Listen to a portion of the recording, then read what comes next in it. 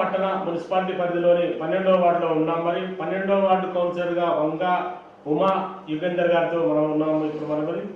ఇప్పుడున్న నేపథ్యంలో ఈ వార్డులో 12వ వార్డులో నెలకొన్న సమస్యలపై మేడం ఉమా గారు ఏ విధంగా స్పందిస్తారు, మరి కౌన్సిల్లో ఈ చైర్మన్తో ఎలా చర్చిస్తారు, మరి ఉన్న నెలకొన్న సమస్యలపై మరి చాలా సమస్యలతో కూడుకున్న ఈ వార్డు, మరి వార్డులో నెలకొన్న సమస్యలపై ఉమా గారు ఏం చెప్తారో మరి వారి మాటలు అడుగుతున్నాం. మరి ఈ రాజకీయ రంగంలోకి రావడానికి మీకు ఇన్స్పిరేషన్ ఎవరు, మరి ఎందుకు రావాలనుకున్నారు, మరి ఇప్పుడు ఎలా ఉంది మరి పరిస్థితి?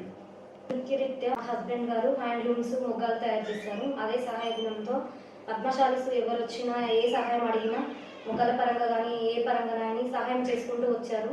అదే ఇన్స్పిరేషన్ తోటి మేము కూడా ప్రజలకు ఏదైనా చేయగలుగుతామా అని ఆలోచించి ఇట్లా మాకు సీటు వచ్చింది. మహిళా జనరల్ రావడం వల్ల మా హస్బెండ్ గారు నన్ను ప్రోత్సహించి ఈ రంగంలోకి అడుగు పెట్టమని చెప్పారు. జరిగిన మున్సిపల్ ఎన్నికల్లో ప్రజలు మరి మేము చేసిన సేవ గుణం కానీ మరి మేము మాట్లాడిన అన్ని మీకు ఏ కష్టం వచ్చినా చూస్తామని చెప్పిన విధానాన్ని బట్టి కానీ వాళ్ళు మమ్మల్ని భారీ మేడతో గెలిపించుకున్నారు. మరి వాళ్ళకి ఏ కష్టం వచ్చినా ఎప్పుడు ఏ సమస్య వచ్చినా మరి మేము మున్సిపల్లో కానీ మేడం తోటి చైర్మన్ మేడం తోటి మాట్లాడి వాళ్ళ ప్రాబ్లంలన్నీ మేము పరిష్కరిస్తామని హామీ ఇస్తున్నాము. మాకు కష్ట సుఖాల్లో మేము చేదోడు వాదోడుగా ఉంటామని కూడా హామీ ఇస్తున్నాము. ఈ వివర్స్ కాలనీలో ఒక దాదాపు 150 పైగా కొత్త ఇళ్ళు నిర్మించుకోవడం జరిగింది. నిర్మించుకున్న నేపథ్యంలో ఇళ్ళ వాసులకు అక్కడ సీసీ రోడ్లు లేవు, డ్రైనేజ్ సిస్టమ్ లేదు, వాళ్ళకి కరెంట్ పోల్స్ లేవు, అనేక రకాలుగా అక్కడి కాలనీ వాసులు అక్కడ ఇళ్ళ వారు చాలా ఇబ్బందులకు ఫీలవుతున్నారు. మరి వారి సమస్యల పరిష్కారానికి మీరు ఏం చేయబోతున్నారు? అవును, మేము ప్రచారంలో భాగంగా అక్కడికి వెళ్ళినప్పుడు వాళ్ళని ఓటు అడగడం జరిగింది. అప్పుడు వాళ్ళు మాకు డ్రైనేజీ సమస్య ఉంది, రోడ్లు కావాలని కూడా మమ్మల్ని వాళ్ళు ప్రజలు అడగడం జరిగింది. సరే మేము ప్రచారంలో భాగం తర్వాత మేము గెలిచిన తర్వాత మీకు రోడ్లు కానీ డ్రైనేజీలు కానీ ఇస్తామని హామీ ఇచ్చాము. ఇచ్చినట్టుగానే మేము మున్సిపల్లో కొట్లాడి మాట్లాడి కూడా చేస్తామని హామీ ఇస్తున్నాము. 17వ వార్డు ఇతర వార్డుల ఏరియాకు ఉన్నాయి. మరి ఈ ఏరియాలో ఒక శ్మశాన వాటిక ఉంది. శ్మశాన వాటికను ఇటు బీసీ ఇంటిగ్రేటెడ్ హాస్పిటల్ ఉంది. ఇంటిగ్రేటెడ్ హాస్పిటల్ పిల్లలు అదేవిధంగా స్థానిక ప్రజలు ఆ యొక్క శ్మశానాన్ని తీసేయాలి అనే ఆలోచన ఉన్నారు. ఏంటంటే అది ఇళ్లలో ఉంది మరి శ్మశాన వాటిక, ఆ ఇళ్లలో ఉన్న శ్మశాన వాటిక తీసేయాలని ప్రజలు ఆలోచిస్తున్నట్టుగా ఉంది. మరి దానికి మీరు ఏమనుకుంటున్నారు? ఈ సమస్యకి ఇంతవరకు శ్మశాన వాటిక గురించి ఎవరు కూడా మా దృష్టికి తీసుకురావలేదు. ఒకవేళ మా దృష్టికి తీసుకొచ్చినట్టయితే దాని గురించి తర్వాత మేము పైన సార్వలతో మాట్లాడి కూడా దానికి సమస్య మేము పరిష్కారం త్వరలో ఆలోచించి తీసుకుంటాము. ప్రజలు మరి ఈ సమస్యను శ్మశాన వాటిక గురించి మా దృష్టికి తీసుకురాలేదు. ఒకవేళ దీని గురించి ప్రజలు మా దగ్గరికి వచ్చి అడిగితే కనుక ఎంపీ చామల కుమార్ రెడ్డి సార్ వాళ్ళ దగ్గరికి ఈ సమస్యను తీసుకెళ్లి ఆలోచించి దీనికి తప్పకుండా పరిష్కారం వెతికి చూపిస్తామని చెప్తున్నాను. సీసీ రోడ్లు సక్రమంగా ఉన్నాయా లేవా, మరి లేకపోతే ఏం చేస్తారు? అయితే మన కాలనీలో దాదాపుగా మొత్తము అంతటా ఉన్నాయి. కాకపోతే కొత్తిల్లు కట్టుకున్న చోట మళ్ళీ కొత్తిల్లు పడే దగ్గర కూడా సీసీ రోడ్లు అయితే లేవు. వాళ్ళు కూడా అడిగిరు, అక్కడ మాత్రం తప్పకుండా వేస్తాం. ఇంకెక్కడ కూడా కావాలనుకుంటే కూడా వేస్తాము. దీని గురించి కూడా మేము ఆలోచిస్తున్నాము. డ్రైనేజ్ సిస్టమ్ ఏ విధంగా ఉంది, మురికి కాలువలు సరిగా ఉన్నాయా లేవా, మరి అదేవిధంగా ఈ మీ వార్డులో అండర్ గ్రౌండ్ డ్రైనేజ్ నిర్మాణం చేపట్టడానికి ఎలాంటి చర్యలు తీసుకోబోతున్నారు? మరి ఆ పాత మురికి కాలువలు ఉన్నాయి కదా, దానికి వాటిని కొత్తగా నిర్మించడానికి మీ వంతుగా ఏం చేయబోతున్నారు? మున్సిపల్లో ఎలా నివేదిక ఇవ్వబోతున్నారు? డ్రైనేజ్ సమస్య ఉంది, ఎక్కడైతే డ్రైనేజ్ లేదో అక్కడ కొత్తగా నిర్మించడానికి ఖచ్చితంగా చేస్తాము. మరి అండర్ గ్రౌండ్ డ్రైనేజ్ అంటే ఇంతవరకు మన దృష్టికి రాలేదు. మరి జనగామ పట్టణంలో అంతటా అండర్ గ్రౌండ్ డ్రైనేజ్ అయితే మనం కూడా కాలేజీలో తప్పకుండా చేపిస్తామని హామీ ఇస్తున్నాం. మేడం, గత కొంతకాలంగా ఈ వీధిలో అంటే 12వ వార్డులో వీధులు అయితే సక్రమంగా వెలగలేదని చెప్పేసి విన్నాం. మరి మీరు గెలిచిన తర్వాత వీధుల పరిస్థితి ఏ విధంగా ఉంది, సక్రమంగా వెలుగుతున్నాయా? మరి ఇందిరమ్మ ఇళ్లకు మన కరెంట్ శాంక్షన్ చేయించే ప్రయత్నం చేస్తారా? మరి ఏమనుకుంటున్నారు? గత కొంతకాలంలో మన కాలనీలో వీధి లైట్లు వెళ్ళడం లేదు. వాటిని మేము గెలిచిన తర్వాత రిపేర్ చేయడం జరిగింది. మరి ఇందిరమ్మ ఇండ్ల గురించి కూడా కొత్త స్తంభాలు వేద్దామని అనుకుంటున్నాము. గవర్నమెంట్ కూడా జీవో జారీ చేసింది. ఆ ప్రకారంగా మేము కొత్త స్తంభాలు ఎక్కడ కానీ ఎంత దూరమైనా వేయడానికి సిద్ధంగా ఉన్నాము. ఈ యొక్క వీధిలో 12వ వార్డులో డ్రైనేజ్ సిస్టమ్ ఏ విధంగా ఉంది, దోమల నివారణకు ఎలాంటి చర్యలు తీసుకోబోతున్నారు? మరి నిరంతరం ఈ యొక్క వీధులన్నీ శుభ్రంగా ఉండేందుకు మీరు రాబోయే రోజుల్లో ఎలాంటి చర్యలు చేపడతారు?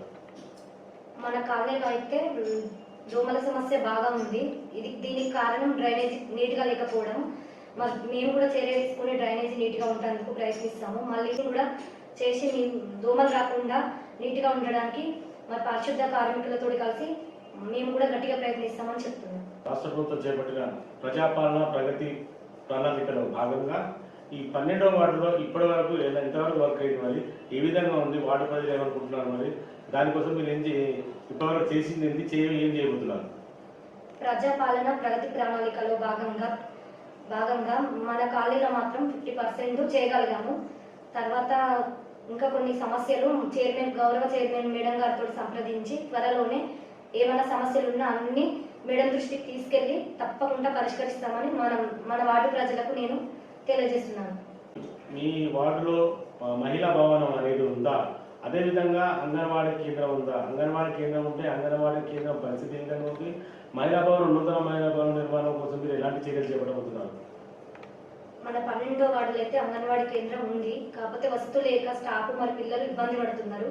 దాని గురించి కూడా మున్సిపల్లో కౌన్సిల్ మీటింగ్లో మాట్లాడి పోరాడి తప్పకుండా ఇప్పిస్తాము. మళ్ళీ మహిళలు ఏదైనా మీటింగ్స్ ఉన్నా మాట్లాడుకోవడానికి, వాళ్ళ సమస్యలు చర్చించుకోవడానికి, మన కాలనీలో చాలా మంది మహిళలు ఉన్నారు.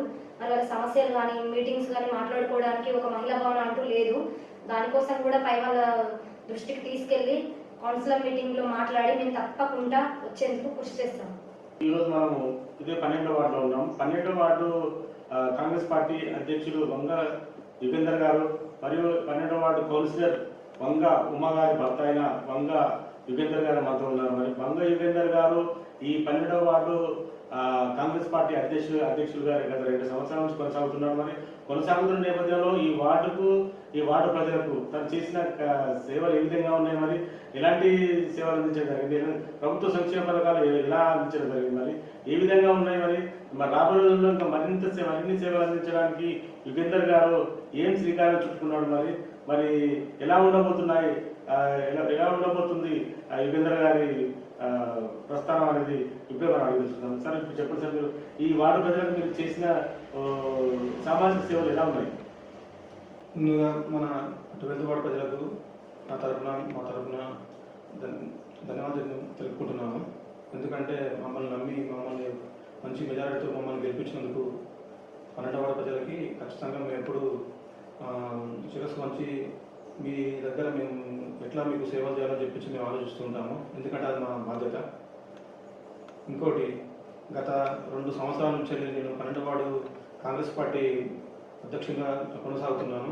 పార్టీ నన్ను నమ్మి నాకు అధ్యక్షుడిగా పదవి చేపించి నాకు ఏవైతే అవసరాలు ఉంటాయో మా వార్డు ప్రజలకు ఏమైతే నేను పోయి అడిగితే ఒక 25 ఇందిరా మిల్లు ఇచ్చాను. వేరే వార్డుల్లో ఒక 10 కంటే వేయలేదు. నేను అడిగితే మాకు ఇక్కడ అది అసలు అమ్మేరే సార్, మాకు ఇక్కడ అందరికి చాలా కార్మికులు ఉంటారు, చేతి కార్మికులు ఉంటారు, వాళ్ళకు మీరు ఏదైనా చేస్తేనే కదా వీళ్ళు చేసుకుంటారు, లేదంటే వీళ్ళు కట్టుకోలేని పరిస్థితిలో ఉన్నారు అని చెప్తే, సరే ఎన్ని కావాలి బాబు, ఎన్ని కావాలి యుగంధర్ అని అంటే నాకు ఇట్లా ఒక ఫస్ట్ అయితే ఒక 25 అని చెప్పిన 25 ఇందిరా మిల్లు ఇచ్చడం జరిగింది. మళ్ళీ తర్వాత సెకండ్ విడతలో కూడా 16 ఇళ్ళు శాంక్షన్ జరిగింది. మళ్ళీ సెకండ్ విడతలో కూడా దాంట్లో కూడా 8 మంది ఇల్లు కట్టుకోవడం సిద్ధంగా ఉన్నారు. ఇంక 8 మంది క్లాస్ నడుస్తుంది. మళ్ళీ గవర్నమెంట్ తరఫు నుంచి ఒక 80 రేషన్ కార్డులు ఇప్పుడే జరిగింది మా కాలేజీ ప్రజలకు. ఇంకా మేము మొన్న ఆ ప్రచారంలో భాగంగా వెళ్తే మాకు ఆసరా పింఛన్ కావాలి, మాకు విడిగా పింఛన్ కావాలి, మాకు వృద్ధాప్య పింఛన్ కావాలి, మాకు విడో పింఛన్ కావాలని చెప్పి చాలా మంది అడిగారు. దానికోసం కూడా ఇప్పుడు నాకు తెలిసి ఈ వారం 10 రోజుల్లో పెన్షన్ సైట్ ఓపెన్ అవుతుందని మాకు తెలిసింది. దగ్గర నుండి వాళ్ళకి ప్రతి ఒక్కరికి పెన్షన్ చేరేలా ఎవరైతే వాళ్ళ అర్హతలు ఉంటారో వాళ్ళకు ఖచ్చితంగా వాళ్ళ దగ్గర నుండి వాళ్ళకు పెన్షన్ మేము శాంక్షన్ చేపిస్తాము. అలాగే మాకు ప్రచారంలో భాగంగా ఇంకోటి ఏంటంటే మాకు జాగా లేదు, మొత్తం మాకు ఏది లేదు. డబుల్ బెడ్రూమ్ అయితే మేము తీసుకుంటాము. మేము కట్టగా పేదరికంలో ఉన్నాము. గత 20-30 సంవత్సరాల నుంచి ఇక్కడ మేము కిరాయికుండా బతుకుతున్నాము అని అట్లా ఒక 35 నుంచి 40 మంది మాకు చెప్పడం జరిగింది. వాళ్ళకి 30 నుంచి 40 మంది కూడా డబుల్ బెడ్రూమ్లు ఇల్లు శాంక్షన్ చేయించే వరకు మేము ఖచ్చితంగా పోరాడుతూనే ఉంటాము. మాకు నమ్మకం ఉంది. మాకు మన ఇన్ఛార్జి మినిస్టర్ పొంగిరెడ్డి శ్రీనివాస్ రెడ్డి గారు కూడా మాకు హామీ జరిగింది, మీకు అన్ని వార్డుల కంటే మీకు మీ వార్డు మీద కొంచెం మేము మొగ్గు చూపిస్తాము ఖచ్చితంగా ఇవ్వాలని చెప్పి మాకు పర్సనల్గా చెప్పడం జరిగింది. ఎంపీ గారు కిరణ్ కుమార్ రెడ్డి గారు కూడా మాకు చాలా సానుకూలంగా స్పందించారు. వాళ్ళ సొంత నిధుల్లో నుంచి కూడా మాకు స్పెషల్ ఫండ్ ఇస్తామని చెప్పినారు, మాకు మాట ఇచ్చారు. అందుకని మేము వెళ్ళ మా పార్టీ బలోపేతానికి మేము కృషి జరుగుతుంది.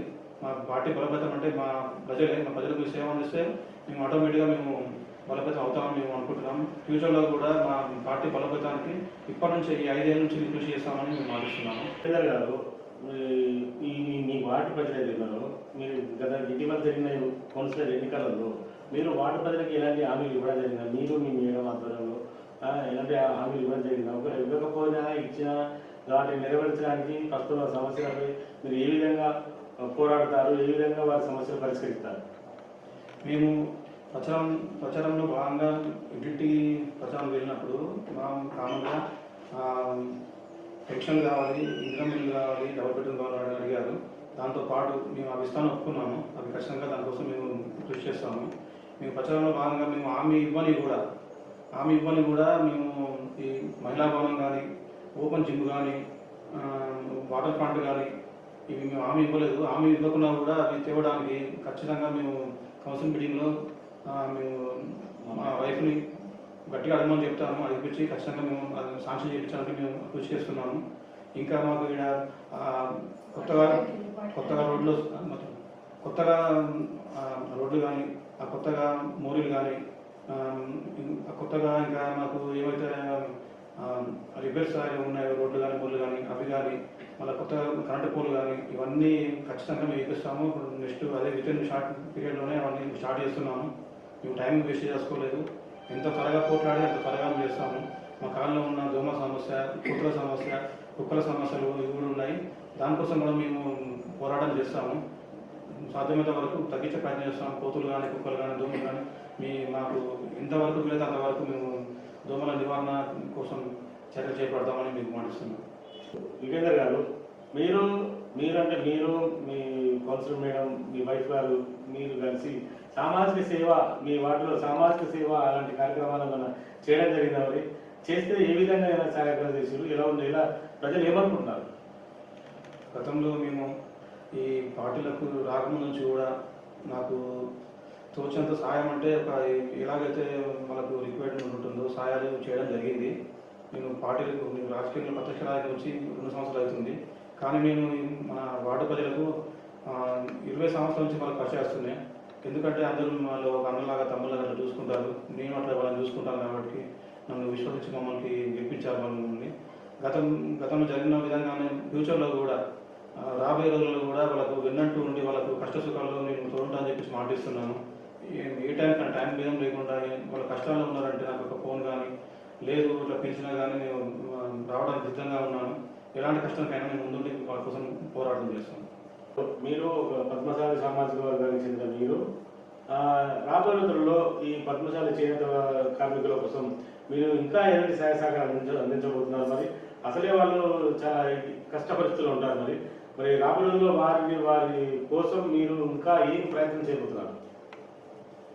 ఒకటి గర్వంగా చెప్పుకుంటున్నాను. మా 12వ వార్డు ప్రజలు మొత్తము మా కమ్యూనిటీ అయినందుకు మేము గర్వపడుతున్నాను.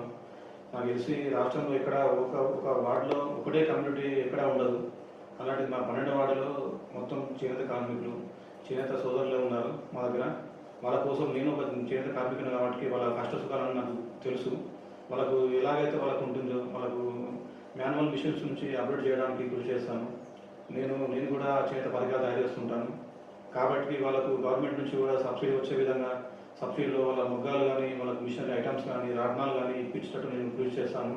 వాళ్ళకు కూడా తెలుసు నాకు ఎంతమంది తెలుసు నాకు డిపార్ట్మెంట్లో. కాబట్టి మా వాడి కోసం నేను ఖచ్చితంగా కృషి చేస్తాను. అంతకుముందు ఎలాంటి పదవులు లేకున్నా కూడా నేను అందరూ తెలుసు ఏం చేశాను ఏం చేయలేదో. ఇప్పుడు ఎక్కువ స్థాయిలో చేయడానికి నేను ఖచ్చితంగా కృషి చేస్తాను. మున్సిపల్ పట్టణ పరిధిలోని 12వ వార్డు కౌన్సిలర్ వంగ ఉమా యుగేందర్ గారితో ప్రత్యేక ఇంటర్వ్యూ కార్యక్రమంలో భాగంగా ఈ వార్డులో నెలకొన్న సమస్యలపై పూర్తి స్థాయిలో మున్సిపల్లో పోరాడి వారి సమస్యల పరిష్కారానికి సత్వర పరిష్కారానికి కృషి చేస్తామని చెప్తున్నారు ఉమా గారు. మరి రాబోయే రోజుల్లో మరింత వార్డును పట్టణంలోనే మొదటి వార్డుగా తీర్చిదిద్దే ప్రయత్నం చేస్తామని చెప్తున్నారు. మరి చేస్తున్న నేపథ్యంలో అదేవిధంగా వారి హస్బెండ్ వంగ యుగేందర్ గారు గత 2 సంవత్సరాల నుంచి ఈ 12వ వార్డు కాంగ్రెస్ పార్టీ అధ్యక్షుడిగా కొనసాగుతున్నారు. మరి కొనసాగుతున్న నేపథ్యంలో అనేకమైన ప్రజలకు అనేకమైన వసతులు కల్పించడం జరిగింది. మరి దాదాపు ఇందిరమ్మ ఇళ్ళు కానీ, పెన్షన్స్ కానీ, ఇతరత్ర అనేక రకాలుగా వసతులు కల్పించడం జరిగింది.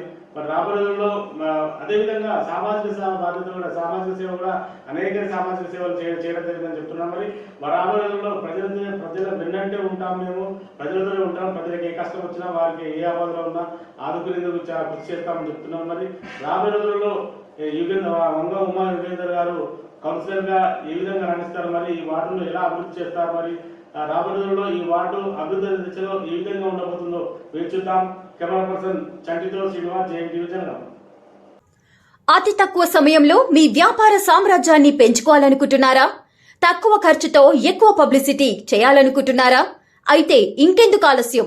మీ జేఎన్టీవీ తెలంగాణ ఛానల్లో అతి తక్కువ ఖర్చుతో ప్రకటనలివ్వండి. అత్యధిక లాభాలను సాధించుకోండి.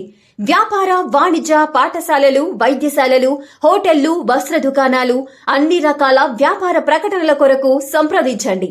మా ఫోన్ నంబర్స్ 8558288081 9247896607.